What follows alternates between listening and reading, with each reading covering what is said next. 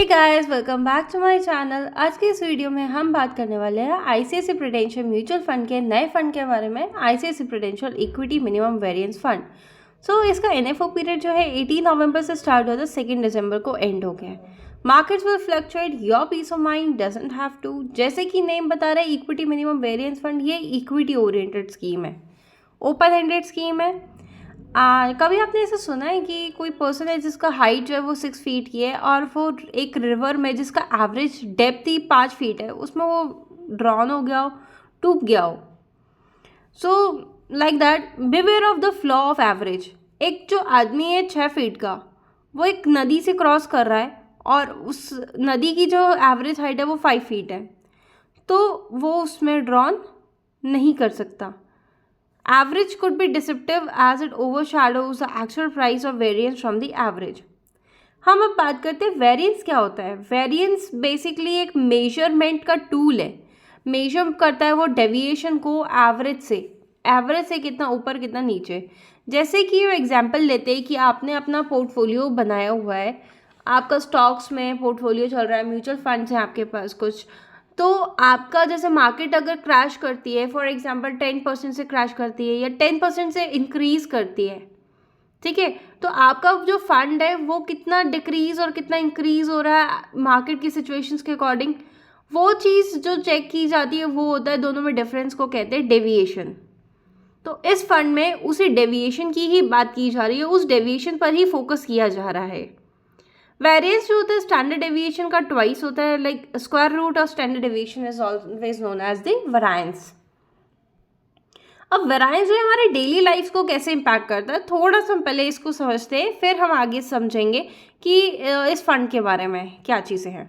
अब मान लीजिए आप किसी होटल में हैं, होटल में रुके हैं, अब आपको वहाँ से एयरपोर्ट के लिए ट्रैवल करना है, ठीक है। अब आपको क्या चाहिए, मैप चाहिए। अब आपने जो मैप पे चेक किया उसका एवरेज टाइम दिखा रहा था 1 आवर। आपको आपके होटल रूम से एयरपोर्ट तक पहुंचने में 1 घंटा लगेगा मात्र।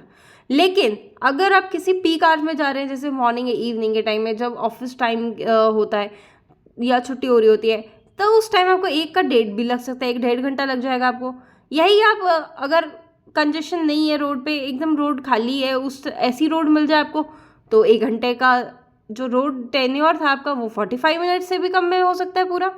यही बात है वेरिएंस की, यही है वेराइंस।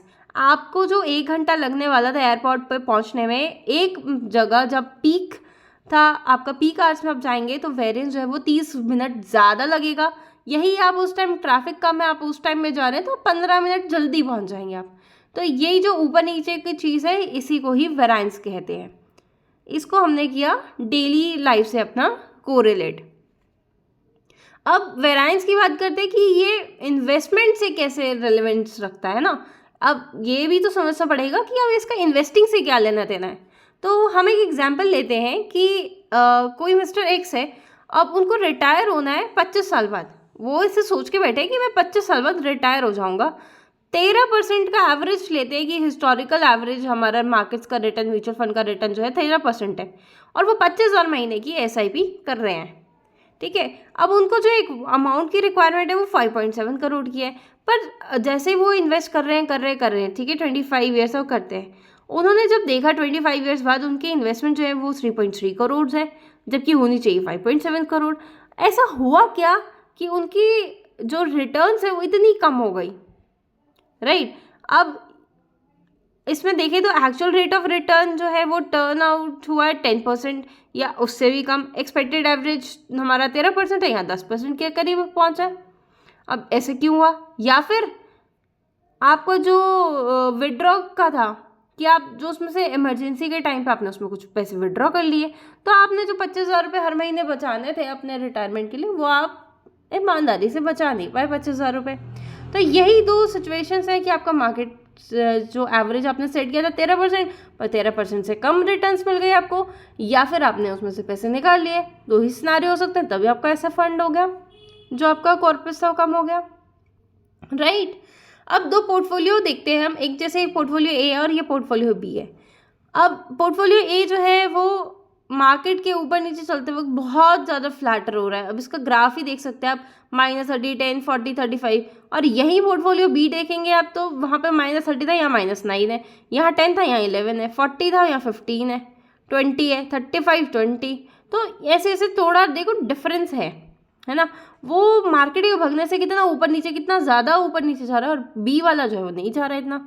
अगर दोनों का एवरेज रिटर्न देखो तो 47 है। स्टैंडर्ड डेविएशन जो है वो पोर्टफोलियो ए का 24 और पोर्टफोलियो बी का 12 है। तो अगर कोई समझदार इन्वेस्टर तो हमेशा वो यही सोचेगा कि अरे दोनों के रिटर्न तो बराबर है तो मैं रिस्क ज़्यादा क्यों लूँ, तो वो रिस्क हमेशा काटने की कोशिश करेगा, तो फिर वो पोर्टफोलियो बी में जाएगा। तो यही वेरिएंस का सबसे बड़ा रोल आता है कि आपका रिस्क भी रिटर्न्स के साथ साथ रिस्क भी मैटर करता है। अब इन सब चीज़ों से हमने क्या सीखा, चाहे हमारी डेली लाइफ हो, like estimating the time to travel, या फिर बिल्डिंग अ इन्वेस्टमेंट पोर्टफोलियो, आपको ट्रैवल करना हो या पोर्टफोलियो बनाना हो, वेरिएंस जो है वो बहुत ही इंपॉर्टेंट रोल प्ले करता है आपकी रोज़मर्रा की ज़िंदगी में भी। Why has variance taken centre stage now? अब इस बारे में बात करते हैं, वेरिएंस जो है वो आज इतना फोकस में क्यों आ रहा है, क्यों हम उस चीज़ पे फोकस करने की कोशिश कर रहे हैं, राइट? पोर्टफोलियोज जो हैं वो are getting tilted towards risk compared to returns for various reason. अब रिटर्न्स के बजाय हम रिस्क पे क्यों फोकस कर रहे हैं, इसके काफ़ी सारे रीजन्स हैं, जैसे कि risk reward taking a back seat in a portfolio allocation, historical returns, high valuations, slow earning growth, heightened geopolitical tensions, India growth story, FPI flaws are view। अब हम इसके बारे में थोड़ी सी डिटेल नॉलेज लेंगे कि अब ये 8 पॉइंट की हमने जो बात करी है थोड़ा सा डेप्थ में पढ़ते कि ये है क्या।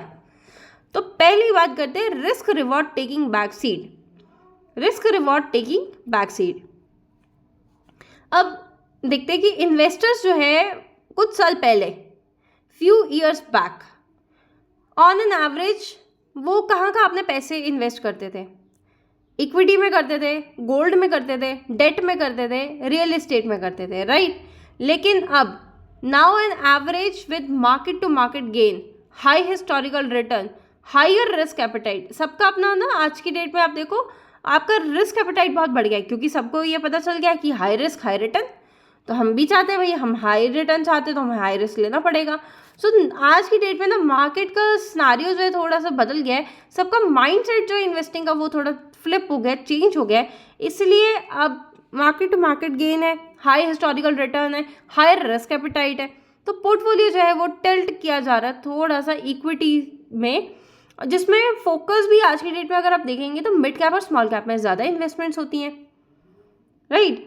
अब ये मेरे पास थोड़ा सा एक डेटा है, investors continue to flock towards mid cap and small cap schemes during past returns. अब ये 2020 से आप सितंबर 24 तक का डेटा आप देख सकते हैं, ये इसका सोर्स जो है वो एम्फी का सोर्स है, न्यूवामा रिसर्च एम्फी, ठीक है? आप इसमें देख सकते हैं कि सबसे हाईएस्ट जो मेरे को इसमें दिख रहा है सबसे पहले तो यही सेक्टोरल थेमेटिक फंड, जिसमें हमारा CYTD में 1205 है टोटल। उसके बाद अगर सेक्टर वाला छोड़ दूँ मैं, ठीक है, तो large and mid cap small cap यही सारे इन्वेस्टमेंट्स हैं, मल्टी कैप है हमारा, ये कुछ इन्वेस्टमेंट्स हैं जो आज की डेट में बहुत बहुत बहुत फोकस किया जा रहा है, तो इसलिए भी सबसे इम्पॉर्टेंट है ये फंड। नेक्स्ट हिस्टोरिकल रिटर्न्स, अगर हम हिस्टोरिकल रिटर्न्स देखें मार्केट के सारे सेगमेंट्स की, स्पेशली मिड कैप और स्मॉल कैप की, अब ये ग्राफ में आपको दिख रहा है ब्लू वाला जो है निफ्टी 50 है, येलो ये ऑरेंज शेड में निफ्टी मिड कैप 150 और रेड वाला जो है निफ्टी स्मॉल कैप 250। अब निफ्टी 50 के कंपैरिजन में मिड कैप और स्मॉल कैप ने आउट परफॉर्म किया है 1 साल 3 साल 5 साल में भी, तो इसलिए CAGR रिटर्न्स को देखते हुए भी आज के इन्वेस्टर का जो फोकस है वो मिड कैप और स्मॉल कैप पर है, राइट? थर्ड, अगर मैं बात करूँ valuations not cheap, ongoing rally in equity markets has pushed countries' market cap to GDP to 147% versus historical average of 94%. Sorry, Indian market capitalisation to GDP की अगर हम देखें तो ऑन एन एवरेज जो पीछे से चलती आ रही थी वो अप्रॉक्स 94 तक थी, लेकिन वही आज की डेट में वो बढ़ के 94 से 147% पर पहुंच चुकी है। पास्ट परफॉर्मेंस सस्टेन नहीं हो फ्यूचर में, ये भी पॉसिबल है, तो रिस्क आपका पूरा पूरा इन्वॉल्व है। इट्स नॉट कि जो आपको इसमें हमें अभी चीज़ दिख रही है ज़रूरी नहीं है वो चीज़ हो। मार्केट्स को प्रिडिक्ट करना फ्यूचर में इम्पॉसिबल टास्क है, कोई भी नहीं कर सकता है, एक सिंगल पर्सन भी ऐसा नहीं है जो प्रिडिक्ट कर सकता है। हम सिर्फ अज्यूम कर सकते हैं, एक्सपेक्ट कर सकते हैं, एस्टिमेट कर सकते हैं, पर प्रिडिक्ट नहीं कर सकते, 100% एश्योरेंस नहीं दे सकते। हम यहाँ पे बस सिर्फ रीजनेबल एश्योरेंस के साथ बात कर सकते हैं, एब्सोल्यूट एश्योरेंस नहीं है इसमें। नेक्स्ट हम पॉइंट की बात करते हैं, स्लो अर्निंग्स ग्रोथ। लेकिन हाँ, एक बात ये भी है कि आप जितना टाइम मार्केट को देंगे उतना ज़्यादा आपका रिटर्न्स जो है वो इंक्रीज होगा, मल्टीफोल्ड्स होगा जितना ज़्यादा आप मार्केट में टाइम स्पेंड करेंगे। तो इसलिए आप ना मार्केट में टाइम स्पेंड करने की ज़्यादा कोशिश कीजिए, रादर देन कि कब सही टाइम है। सही टाइम जो है वो कभी नहीं आता, आता है और चला जाता है। इसलिए आप ना कंसिस्टेंटली SIP के थ्रू, मैं बोलूँगी, आप अपना मार्केट्स में इन्वेस्ट करते रहिए। So get back to the point, slow earnings growth. Corporate earnings में थोड़ा सा मॉडरेशन देखा गया है, like in lower input prices हो गए हैं, easy liquidity is already behind us. So revenue और अर्निंग्स को हम इसमें देखिए YOY growth of BSE companies का, तो ये हमारे पास थोड़ा सा एक डेटा है जिसमें आपको दिख रहा होगा रेड वाला जो है हमारा EP अर्निंग्स ग्रोथ है और ऑरेंज वाला जो है वो रेवेन्यू ग्रोथ है। रेवेन्यू के साथ हमारे अर्निंग्स कितने बड़े हैं, ठीक है। तो हमारी अर्निंग्स जो है वो थोड़ा स्लो अर्निंग ग्रोथ में चल रहा है अभी फिलहाल, स्लो गई है थोड़ी हमारी कॉर्पोरेट इकॉनमी। नेक्स्ट हम देखते हैं heightened geopolitical tension. A series of geopolitical crises is bringing significant uncertainty and fragility to macros। मतलब जियोपॉलिटिकल टेंशन तो आज की डेट में हर जगह है। US चाइना का देख लीजिए, long standing issues over multiple topics, Taiwan, tech decoupling, trade tensions, war, Russia Ukraine war, Hamas Israel war, तो जिसकी वजह से हमारा ग्लोबल सप्लाई चेन डिस्टर्ब हो गया। गल्फ कंट्रीज में अलग टेंशन चल रही है। Ongoing wars have led to country blocks on both sides, disturbing national relations। तो बहुत ज़्यादा मार्केट में आज की डेट में जो पॉलिटिकल टेंशंस बहुत ज़्यादा है। इंडिया की ग्रोथ स्टोरी पे लॉन्ग टर्म में एज इट इज़ है, कोई इम्पैक्ट नहीं पड़ा है। हम इंडिया पे बेट कर सकते हैं, इंडिया की ग्रोथ पे हमें पूरा ट्रस्ट है कि इंडिया आगे ग्रो ही करेगा जैसे कि अभी ग्रो कर रहा है। इसके रीजंस भी दूंगी मैं आपको। Strong government balance sheet, healthy bank balance sheet, robust corporate balance sheet, stable house hold balance sheet. अब थोड़ा सा इस पर बात करते हैं कि बैलेंस शीट तो मैंने बोल दिया, ये है क्या। तो फर्स्ट हम बात करते हैं हेल्दी बैलेंस शीट्स गवर्नमेंट का। अब इसमें अब चार्ट है मेरे पास यहाँ पे 2, आप इसमें देख सकते हैं dual benefit of buoyancy tax revenue government fiscal consolidation road map. अब लेफ्ट वाले चार्ट की मैं बात करूँ, यहाँ पे आपको corporation tax, taxes on income other than corporation tax, basically income tax, आपका कस्टम यूनियन एक्साइज ड्यूटीज और GST, आपका डायरेक्ट और इनडायरेक्ट टैक्सेस की ग्रोथ आप देख सकते हैं गवर्नमेंट को कितनी हो रही है।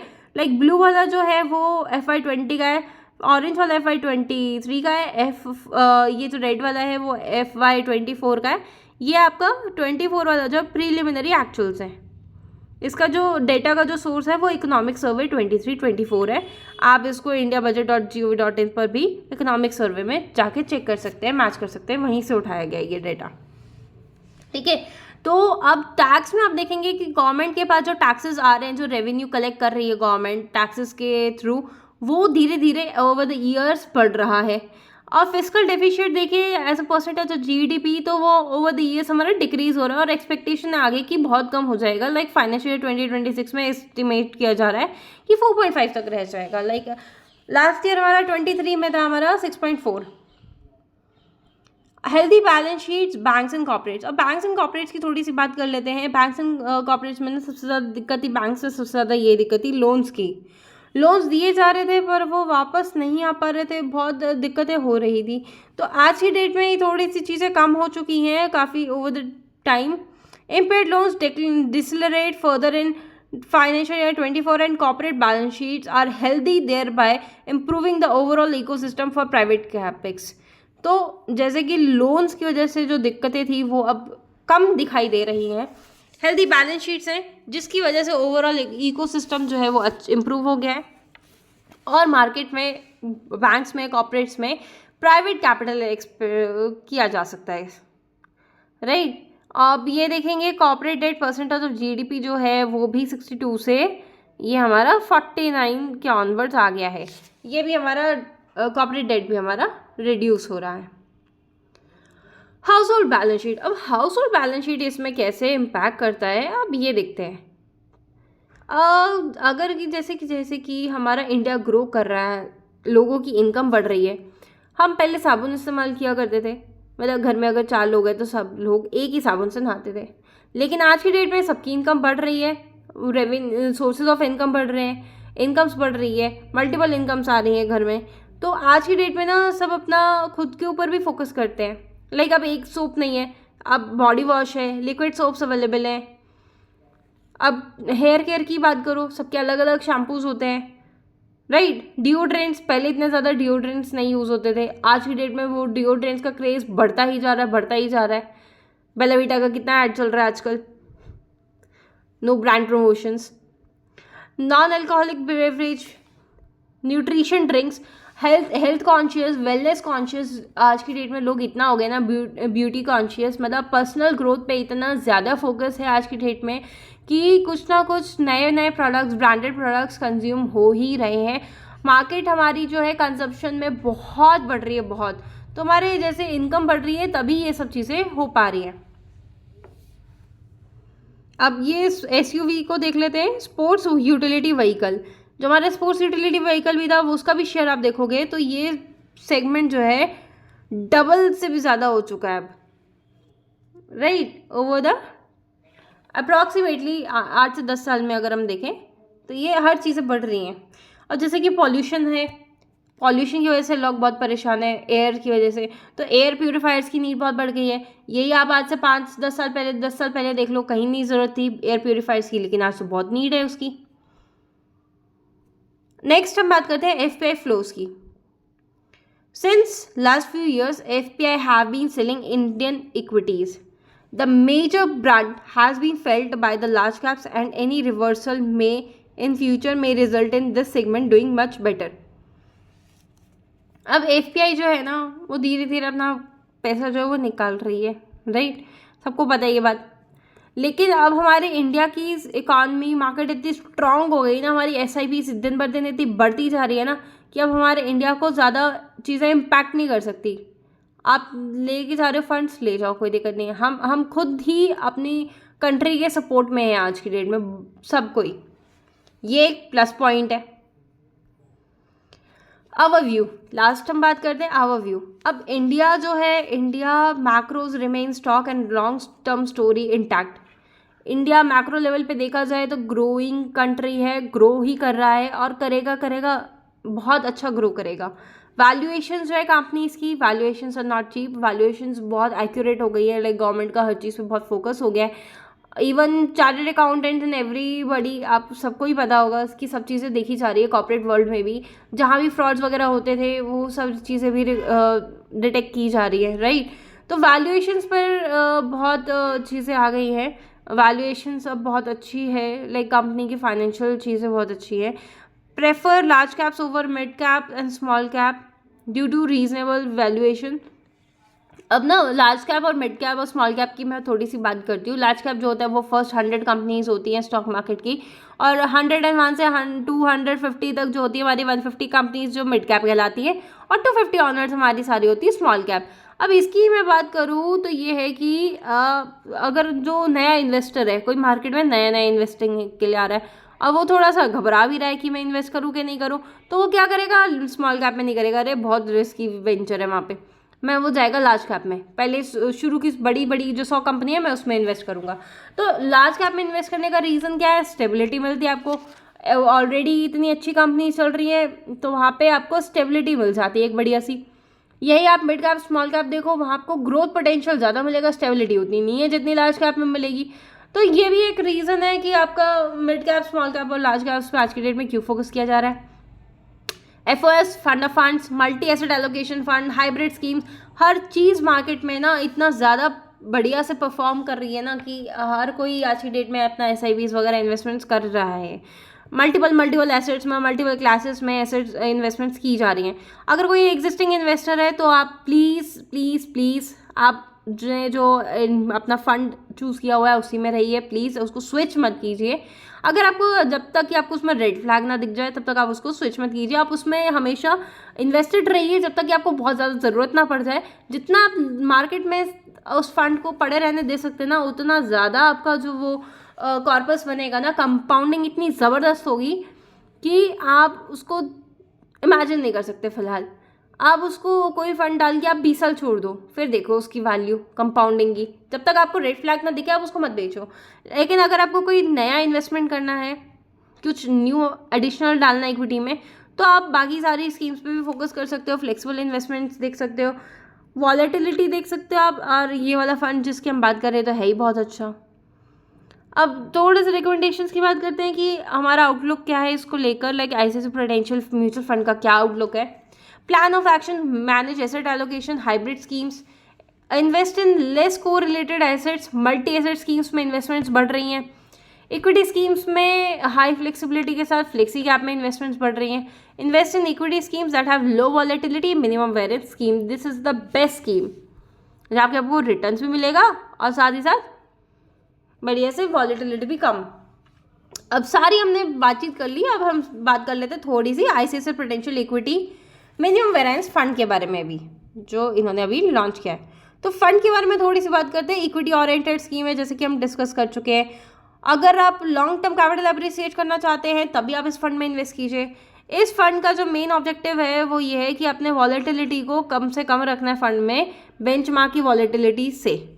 रिस्क एडजस्टेड रिटर्न्स पे फोकस किया जा रहा है स्कीम में, rather than being only focused on returns पे नहीं, रिस्क एडजस्टेड रिटर्न्स पे फोकस है पूरा। Diversified portfolio spread across companies from Nifty 50 index, तो निफ्टी 50 इंडेक्स के अकॉर्डिंग डाइवर्सिफाइड पोर्टफोलियो स्प्रेड किया जाएगा। ठीक है, अब हम इसमें बात करते हैं कि अबाउट द यूनिवर्स, मतलब लार्ज कैप में ही तो बेसिकली इन्वेस्टमेंट्स हैं इसकी। तो लार्ज कैप में वो ढूंढे जा रहे हैं जिसका वॉलेटिलिटी लो हो, जिसमें गवर्नेंस और लिक्विडिटी का रेशियो हाई हो, करंट वैल्यूएशंस रीजनेबल हो, और परफॉर्मेंस की अगर बात करें तो good but not lagging compare to other market caps, तो तभी हमें जाके बेटर रिस्क एडजस्टेड रिटर्न्स मिल पाएगा। अब थोड़ा सा वैल्यूएशंस की देख लेते हैं। About the universe, valuations are reasonable in the large cap space as a percent of total market cap. Total market cap का हमें थोड़ा कुछ परसेंटेज हमारे यहाँ पे टेबल दिया हुआ है। टॉप 50, नेक्स्ट 50, मिड कैप 150 और स्मॉल कैप 250। अब ओवर द ईयर्स, ये अप्रॉक्स 10 ईयर्स का डेटा है, तो उसके अकॉर्डिंग आप देखेंगे तो ग्रीन फ्लैग्स, रेड फ्लैग्स आपको सब दिख रहे हैं। नेक्स्ट हम चलते हैं आगे थोड़ा सा इन्वेस्टमेंट स्ट्रैटेजी। इस फंड की इन्वेस्टमेंट स्ट्रैटेजी क्या रहने वाली है, जैसे कि मैं इतनी देर से आपको बता ही रही हूँ। लार्ज कैप स्टॉक्स को यूनिवर्स माना गया है। लार्ज कैप स्टॉक्स में मेन इन्वेस्टमेंट की जाएगी निफ्टी 50। उसमें भी ना फिल्टर लगाया जाएगा कि आपके जो स्टॉक्स है उसमें वॉलेटिलिटी कम किस में है और उसको हाई वेटेज दिया जाएगा, बाकी को थोड़ा सा कम। तो वहाँ पे एक थोड़ा सा ट्विस्ट है कि वॉलेटिलिटी देख के सब चीज़ होंगी। Fundamental selection, deep down study on the companies in the universe. Her company पे डीप डाउन स्टडी की जाएगी, फंडामेंटल सिलेक्शन होगा। फंडामेंटल टेक्निकल एनालिसिस दो चीज़ें होती हैं।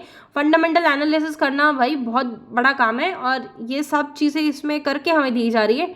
डेफिनेटली हम खुद से स्टॉक पिक करने जाएंगे, हम नहीं कर पाएंगे, लेकिन यहाँ पे ये जो प्रोफेशनल्स हैं ये हमें हर चीज़ करके दे रहे हैं। तो why not to invest in mutual funds rather owning, मतलब स्टॉक्स के कंपैरिजन में हमें म्यूचुअल फंड्स में ज़्यादा इजीली इन्वेस्टमेंट्स हम कर पाते हैं because of the professionals we have in the back end of the AMCs।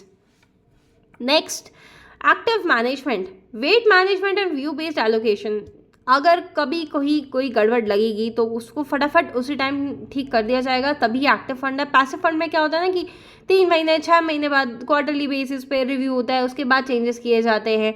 लेकिन एक्टिव फंड में अगर आपको 2-4 हफ्ते में भी कुछ दिक्कत दिखी तो भाई वो ठीक कर दिया जाता है कि यहाँ से ड्रिप करके वहाँ invest. Portfolio construction, objective to construct a diversified portfolio with lower volatility. तो डाइवर्सिफाइड पोर्टफोलियो कंस्ट्रक्ट किया जाएगा लोअर वॉलेटिलिटी के साथ। अब एक्टिव एलोकेशन इंपॉर्टेंट ही क्यों है? अब एक्टिव एलोकेशन की जरूरत क्या है, बेनिफिट क्या है इसके? Helps in taking a top down view, active view, low variance plus other factors versus rule based output, low variance only, risk reduction, inversely correlated stock on basis of example interest rate, crude oil, INR, DUSE etcetera. अब यहाँ से तो इतना समझ नहीं पाए हम, पर हाँ इसको हम आगे कवर करने वाले हैं डिटेल में। टॉप डाउन व्यू की बात करते हैं। The fund manager would consider various macro indicators for managing sector weights. आज की डेट में बहुत सारे सेक्टर्स हैं मार्केट में, आपका देखो आप इनोवेशन है, टेक्नोलॉजी है, आपका फार्मास्यूटिकल है, इंफ्रास्ट्रक्चर है, ऑटोमोबाइल सेक्टर है, वट नॉट, बहुत सारे आपके पास सेक्टर्स हैं। अब फंड मैनेजर जो है वो माइक्रो इंडिकेटर मतलब मैक्रो लेवल पे एक चीज़ देखेगा कि आपका क्या चीज़ें चल रही है मार्केट में, वर्ल्ड में, इकॉनमी में। तो करंट अकाउंट डेफिशिएट, जैसे मैक्रो पैरामीटर्स हो गए आपके, करंट अकाउंट का डेफिशिएट हो गया, इंटरेस्ट रेट हो गया, IIP growth, credit growth, fiscal deficit, inflation, ये सारी चीज़ें ध्यान में रखते हुए, इन सब चीज़ों को मद्देनजर रखते हुए सेक्टर वेट्स अलाइन किए जाएंगे। इन्वेस्टमेंट इंडिकेटर्स की हम बात करते हैं तो capex investments, new projects clear etcetera, ये सब चीज़ें देखी जाएंगी। Business and consumer sentiment, business का और कंज्यूमर का सेंटिमेंट क्या है ये भी देखा जाएगा। Purchasing manager index, business confidence index, sales of various consumer discretionary products etcetera. जैसे कि मैंने अभी आपको बताया था, हम आज की डेट में हम सबकी इनकम बढ़ रही है तो हमारी प्रेफरेंसेस भी बढ़ रही है। अरे भाई, हम पहले जहाँ साबुन इस्तेमाल करते थे, आज की डेट में हाथ धोने के लिए भी सबके घर में हैंड वॉश आता है। तो ये सब चीज़ें बढ़ रही हैं, बिजनेस भी बढ़ रहा है, कंज्यूमर सेगमेंट बढ़ रहा है, सेंटिमेंट्स बदल रहे हैं, भावनाएं बदल रही हैं, ज़माना बदल रहा है। तो सब चीज़ें हमें अपने म्यूचुअल फंड्स को भी थोड़ा सा अपडेट करना चाहिए है। ग्लोबल फैक्टर्स की बात करते हैं, DM growth outlook, DM policy outlook, China growth outlook, China policy stand. तो सारी चीज़ें ग्लोबल फैक्टर्स को इसमें कंसिडर करके तभी फंड मैनेजर जो है वो कुछ अपना डिसीजन लेगा। Active view versus rule based output की हम बात करते हैं। मार्केट में आप यहाँ देख सकते हैं, जैसे दो स्टॉक की बात की गई है डायग्राम में। स्टॉक एक प्राइस मूवमेंट है, स्टॉक बी का प्राइस मूवमेंट है, दोनों ही ऊपर नीचे। देखो मार्केट में प्राइस तो ऊपर नीचे चलता ही रहता है, लाइक अ हार्ट बीट। अब लो वॉलेटिलिटी फेज जब आता है, जब मार्केट में उस फंड का जो वो एक स्टेगनेंसी वाला पीरियड आता है, ड्रॉप वाला पीरियड आता है, उसके बाद या तो ऊपर जाएगा या तो नीचे जाएगा, है ना। तो अब इस चीज़ को टैकल करना, इस कंपनी के अर्निंग्स को आउटलुक करना, मैनेजमेंट की कमेंट्री पढ़ना, बहुत सारी चीज़ें देखना और फिर प्रिडिक्ट करना कि स्टॉक ऊपर जाएगा या नीचे जाएगा वॉलेटिलिटी, लो वॉलेटिलिटी फेज के बाद।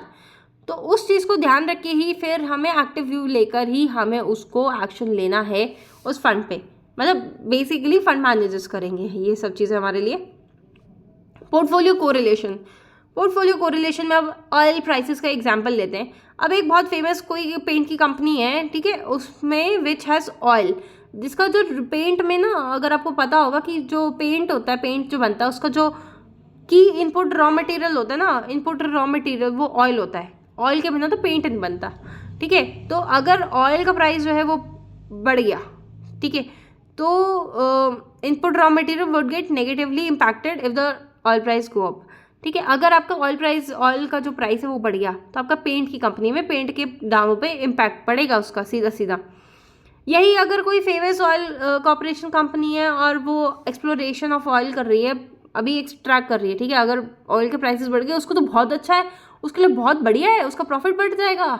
लेकिन यही पेंट वाले की बात करें तो अरे मेरे परचेजिंग कॉस्ट पीछे से बढ़ रही है, मुझे जब तक अपना प्रॉफिट है वो कम हो गया, मेरा प्रॉफिट का परसेंटेज कम हो गया जब मेरी परचेस बढ़ गई तो, ठीक है। तो उसके लिए या तो मैं सेल बढ़ाऊँ या तो मैं परचेस कम करूँ, परचेस में कम कर नहीं सकता, तेल तो चाहिए। तो फिर हमें अपना यहाँ पे इसमें आप देखेंगे फिर पेंट कंपनी अपना जो है रेट्स ऐसे बढ़ा देती है।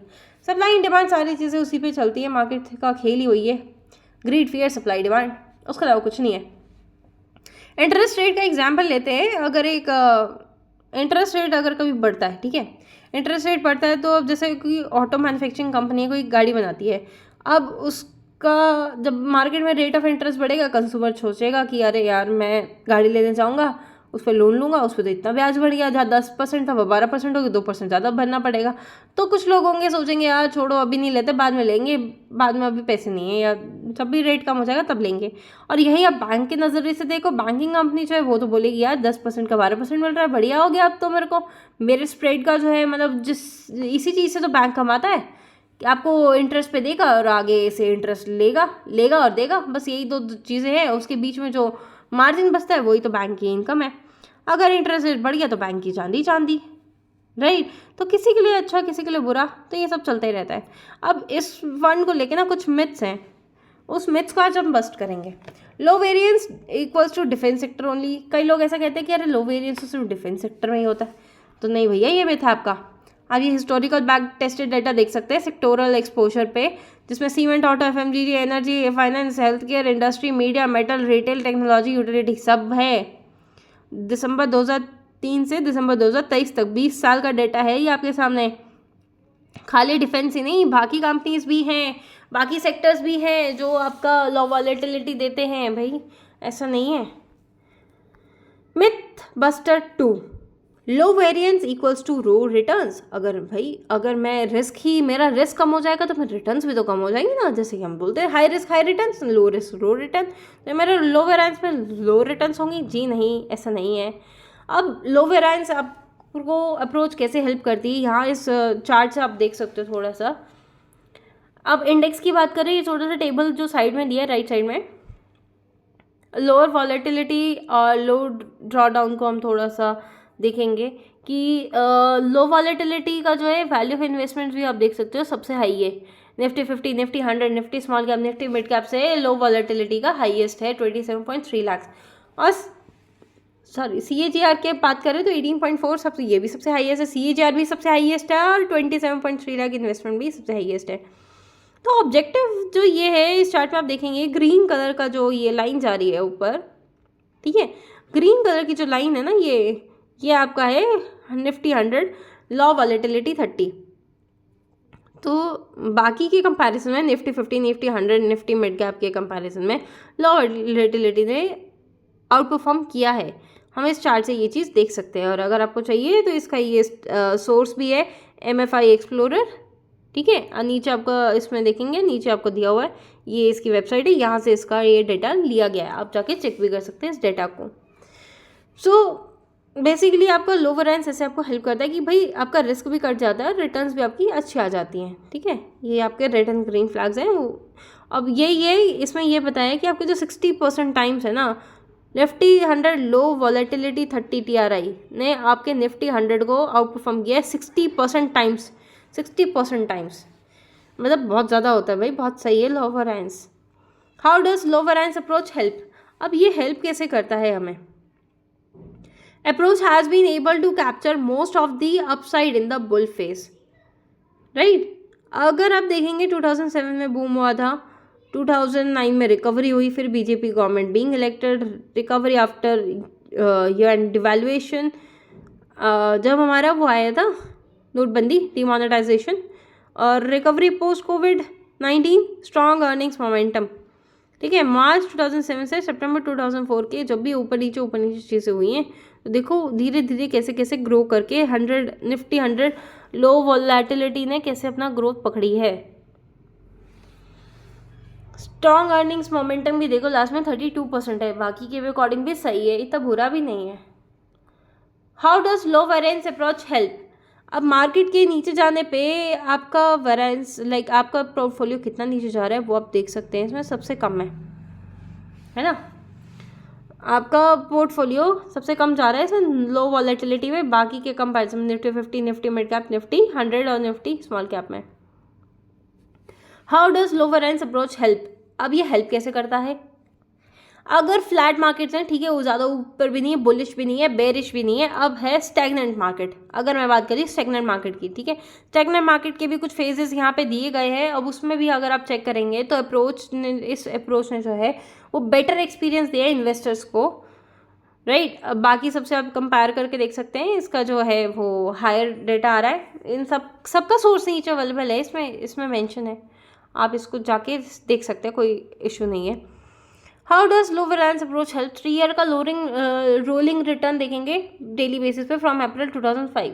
अगर रोलिंग रिटर्न की हम बात करें तो भी रिस्क एडजस्टेड रिटर्न्स में आप देख सकते हैं इसमें Nifty 100 low volatility, Nifty 50, Nifty mid cap 150, Nifty small cap 250 में आपका सबसे ज़्यादा रिस्क एडजस्टेड रिटर्न जो है वो 2.6 इसकी हाईएस्ट है वॉलेटिलिटी, लो वॉलेटिलिटी की।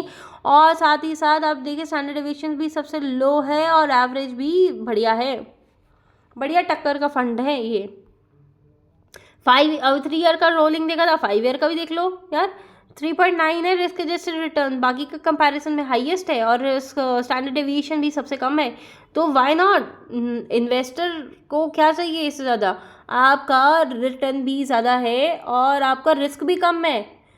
रिस्क कम ही तो बढ़िया होता है, ज़्यादा रिस्क हाई रिटर्न तो है ही है, बट अगर आपको उतनी ही रिटर्न, अब 2 पोर्टफोलियो है कि आपको, जैसे स्टार्टिंग में हमने बात की थी उसमें एवरेज रिटर्न थी दोनों पोर्टफोलियो की 47, लेकिन एक का रिस्क है 24%, एक का है 12%, तो आपके कौन सा ज़्यादा सही है? समझदारी तो 12% वाले में है, रिटर्न तो सेम ही है दोनों का, राइट? तो low variance approach has perform well across time periods and in different zones of IPRU equity valuation index. अब इस फंड में इन्वेस्ट किस किस को करना चाहिए? Who are looking for long term capital appreciation, जो भी लॉन्ग टर्म कैपिटल एप्रिसिएशन के लिए देख रहे हैं, और जो लोग ऐसी इक्विटी इन्वेस्टमेंट्स में इन्वेस्ट करना चाहते हैं पर मार्केट की वॉलेटिलिटी से थोड़ा सा घबरा जाते हैं, जो लार्ज कैप कंपनीज देख रहे हैं जिनका जिसका अच्छा कॉर्पोरेट गवर्नेंस भी हो, हाई कैश फ्लोज हो, तो वैसे लोग इस फंड में इन्वेस्ट कर सकते हैं। ऐसे फंड के बारे में थोड़ी सी बात कर लेते हैं, प्रूडेंशियल म्यूचुअल फंड के। आप इसकी हिस्ट्री जो है वो देख सकते हैं थोड़ा सा। 2018-19 में इन्होंने अपने थेमेटिक और सेक्टर बेस्ड फंड्स लॉन्च किए थे, अपना फार्मा, मैन्युफैक्चरिंग, कंजम्पशन, कमोडिटीज़, ये सब चीज़ें। 2019 में स्पेशल सिचुएशन थीम इन्होंने लॉन्च किया था अपना, और 2021-22 broad theme based fund launch, PSU equity, transportation, housing, innovation, और post covid due to attractive valuations. 2021 में इन्होंने अपना business cycle flexi cap theme अपने लॉन्च किए थे इन्होंने, macro fund and flexi cap fund. 2021 से 23 में इन्होंने अपने positioning changing in ESF, market expensive and taxation impact packing solution. तो ऐसे ही हमारा जो ICICI प्रूडेंशियल फंड है, EMC जो है बहुत अच्छी कंपनी है, बहुत अच्छे से ग्रो कर रही है। लाइक जब मार्केट में वो फंड थे भी नहीं, तो कई बार फर्स्ट इनिशिएट ही ICICI का हुआ है, ठीक है। तो मार्केट को पहले से प्रिडिक्ट करके चल रही है कि भाई आने वाले समय में ये चीज़ की डिमांड होगी। अब इनका इनोवेशन फंड देख लो कितना बढ़िया है, ठीक है। स्कीम फीचर्स की बात करते हैं, इसी फंड पे रहते हैं फिलहाल। ओपन इक्विटी एंडेड स्कीम है जिसका जो फॉलो कर रहा है मिनिमम वेरिएंस थीम को। प्लान्स आपके डायरेक्ट रेगुलर दोनों अवेलेबल है, ऑप्शंस आपका ग्रोथ भी है। IDCW कहता है कि आपको डिविडेंड मिलेगा, बट डिविडेंड आपको लेना नहीं चाहिए। अगर आप लॉन्ग टर्म के लिए इन्वेस्ट कर रहे हैं तो ग्रोथ में जाइए, बिल्कुल आपके रिटर्न्स कंपैरेटिवली हाईएस्ट हो जाएंगी। मिनिमम एप्लीकेशन अमाउंट जो है वो 5,000 रुपीज़ है, एडिशनल एप्लीकेशन अमाउंट 1,000 है, मिनिमम रिडम्पशन अमाउंट कुछ नहीं है, एंट्री लोड आपका कोई नहीं है। एग्जिट लोड की बात करें, 12 महीने से पहले आप विड्रॉ कर लेते हैं अपने फंड्स को, तो जो भी उस टाइम पे एप्लीकेबल NAV होगी उस टाइम की NAV का 1% कटेगा। और अगर 12 महीने के बाद आप कुछ भी विड्रॉ करेंगे तो उसमें कुछ नहीं चार्जेस है। बेंचमार्क इंडेक्स की बात करें तो निफ्टी 50 TRI है, SIP, SWP, STP अवेलेबल है। फंड मैनेजर जो है वैभव, जो फॉर ओवरसीज इन्वेस्टमेंट नित्या मिश्रा है। रिस्कोमीटर की बात कर लेते हैं, वेरी हाई रिस्की फंड है, तो भाई सोच समझ के करना, क्योंकि अगर आप रिस्क ले सकते हैं तभी करें, वरना ना जाए। मैंने इस फंड के बारे में आपको बेसिक सारी इन्फॉर्मेशन दे दी है, इसमें हमने काफ़ी सारी चीज़ें आज डिस्कस कर ली है। So one and the most important thing जो रह गई ये डिस्कस करनी, mutual fund investment subject to market risk, read all scheme related documents carefully. So ये था आज का हमारा ये फंड, ICICI प्रूडेंशियल का जो नया फंड आया है हमारा, ICICI prudential equity minimum variance fund.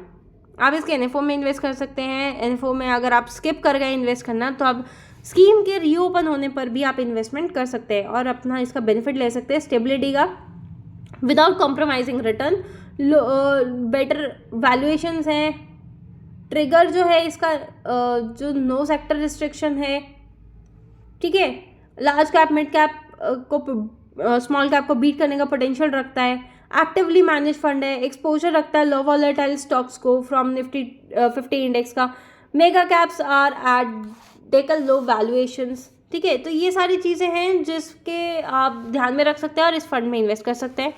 So thank you for watching this video. Please आपको अगर ये वीडियो पसंद आई हो तो वीडियो को लाइक कीजिए, अपने फ्रेंड्स के साथ शेयर कीजिए और डू कमेंट बॉक्स में आप मेरे को ज़रूर बताइए अगर आपको कुछ भी पूछना है या कैसा लगा वीडियो। अगर आपको किसी स्पेसिफिक टॉपिक पे वीडियो चाहिए तो आप वो भी मुझे बता सकते हैं। मैं डेफिनेटली पूरी कोशिश करूँगी कि मैं आपके सारे टॉपिक्स को कवर कर सकूँ। So stay tuned with my channel. Thank you for watching this video. See you in the next video.